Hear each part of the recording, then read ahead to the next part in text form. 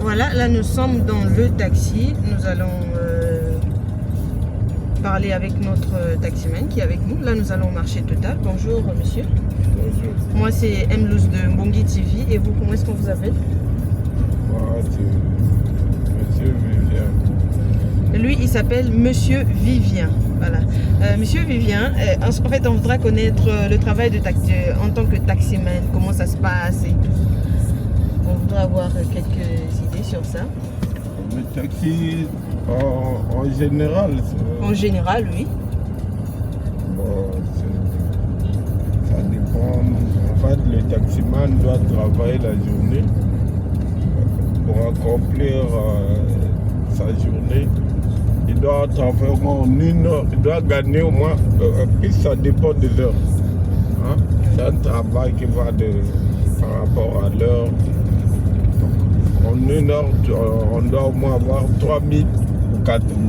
Si par contre on n'en a pas, donc c'est que le travail est un peu difficile. Donc, disons, avec des embouteillages, c'est un peu difficile d'atteindre 3000 dans la journée. 3 000. Disons en une heure. En une heure dans la journée. Oui, c'est ça. Et il y a des fois aussi, il y a des heures aussi, on n'a pas de clientèle. Ça aussi, c'est une autre difficulté aussi.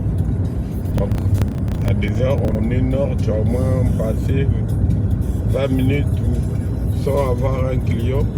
Ça, c'est l'une des difficultés qu'on a. Maintenant, étant chauffeur de taxi, en fait, quels sont les avantages ou les inconvénients que vous rencontrez sur le terrain Les avantages, c'est plus qu'il y a des jours où, si la journée là, le travail marche, donc c'est que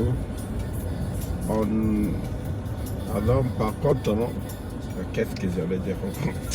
J'ai un peu, d'ici la journée un peu bien, non? Il y a plus de clientèle, donc là on a plus d'avantages. Là on gagne facilement la recette. Maintenant, dans une journée, la recette, étant un taximan, la recette elle est de combien?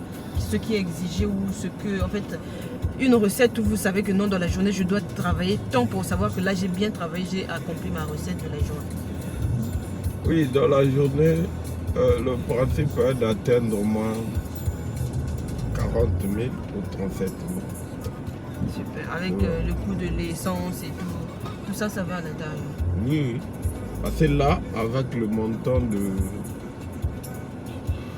37 000 par exemple, tu peux enlever et la recette et l'argent d'essence.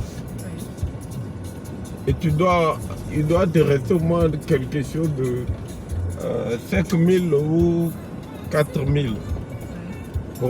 Parce qu'en cas le lendemain, tu arrives, il y a un pneu qui est crevé. C'est toi qui es responsable de réparer, de payer le lavage. Donc là, au moins maximum de 40 000, 37 000. Donc là, l'objectif est atteint. D'accord. Et la difficulté est qu'il y a deux fois pour atteindre ça, c'est plus difficile.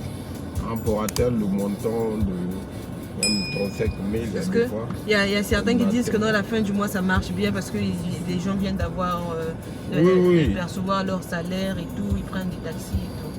La journée, quand il y a le paye, ça marche un peu, ça marche mieux parce que tout le monde se déplace souvent en taxi quand il y a le paye. Alors, vous êtes dans ce métier depuis combien d'années à peu près? Moi, j'ai au moins atteint déjà 10 ans. 10 ans, wow. Ouais. Mais avant ça, vous faisiez autre chose ou vous avez juste commencé avec ce métier? Moi, quand j'ai commencé, en fait, je me débrouillais un peu pour atteindre un peu l'objectif d'avoir mon permis. J'étais d'abord dans le lavage, tu vois. Passer le lavage, gardinage, quoi.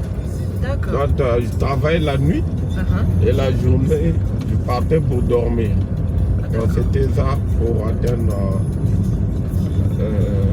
mon objectif de passer mon bail. Mais non, qu'est-ce qui vous a, en gros, qu'est-ce qui vous a motivé à faire ce métier de taximan?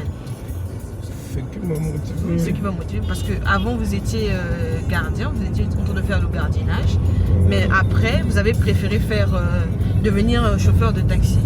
Oui, En fait, il y a une motivation, peut-être il y a quelqu'un qui vous a motivé par rapport à sa paye, par rapport à ce qu'il gagne et tout. En fait, moi, la première des choses, moi j'étais un peu influencé dans l'entourage. La plupart de mes frères, de mes grands frères, ils étaient chauffeurs. C'est ça un peu qui m'a poussé d'apprendre le métier de taxi. D'accord, super. Et voilà. Vous avez écouté ce que notre frère vient de nous dire, comment il nous a expliqué comment ça se passe. Et puis la course pour le taxi, en fait, la course, elle est payée à combien par rapport, c'est par rapport à la distance, c'est par rapport au lieu où vous allez, je sais pas combien, comment est-ce que ça se passe en fait? La course, c'est 1000 francs. Le tarif normal, c'est 1000 francs.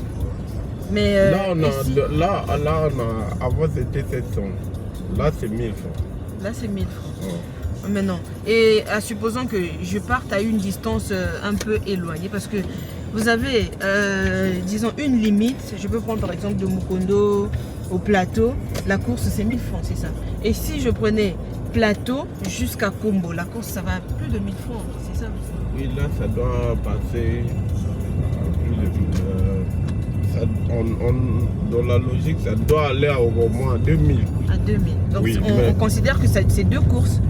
Voilà, donc c'est ça. Mukondo, du plateau jusqu'à Mukondo et de Mukondo jusqu'à Kombo. Voilà. Deux courses. Voilà. Dans la logique, c'est ça. Mais il y en a qui proposent 1500, vous acceptez aussi? On accepte, mais puisqu'on ne doit pas perdre le temps sans avoir aussi le client. Donc là, du coup, vous acceptez. Vous ne devez pas parcourir des distances sans client. Donc, à cette occasion-là, on accepte. Et ça dépend.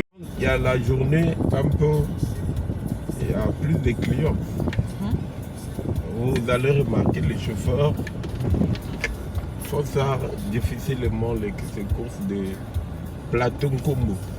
D'accord. Maintenant, je constate qu'il y a certains chauffeurs, ils aiment mélanger les courses. Moi, j'ai une course par exemple, et il va prendre un autre client pour mélanger la course. Est-ce que c'est permis, c'est bien ou bien, je sais pas. Bon, ce que je peux dire sur ça, puis c'est des heures aussi de pointe qui fait que les gens mélangent les courses. Parce que les heures de pointe, on trouve plus d'embouteillage. Oui, parce que pour rencontrer une cliente comme moi, déjà, j'aime pas les doubles courses. Si je croise une personne qui me mélange à deux courses, en fait, j'aime pas trop par rapport à ce qu'on dit.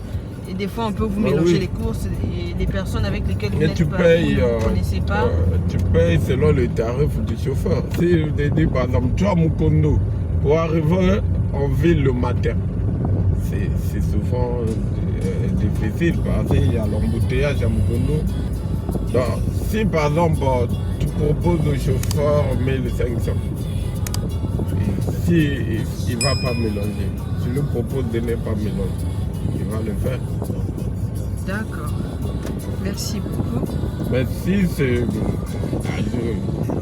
Il y a d'autres chauffeurs aussi qui n'aiment pas se tracasser là pour mélanger les courses.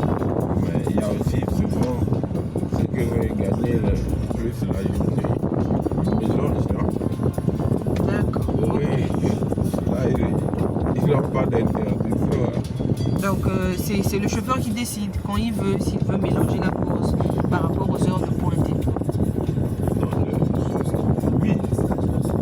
Donc si ça... Comment je peux dire ça?